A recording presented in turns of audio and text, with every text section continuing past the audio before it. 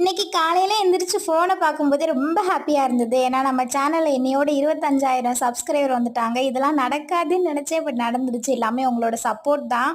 அதே மாதிரி one side மனசு ரொம்ப கஷ்டமாவே இருந்தது. கண்டு வளர்க்கக்கூடாது, எல்லாமே எடுங்க அப்படின்னு சொல்லவும் காலையில எடுக்கலான்னு போனேன். பட் எடுக்க மனசு இல்லை. அதை அப்படியே வச்சுட்டு இன்னைக்கு சாப்பாடு வச்சு குழம்பு இருந்தது. பொரியல் மட்டும் புடலங்காய் தான் பொரிச்சேன்.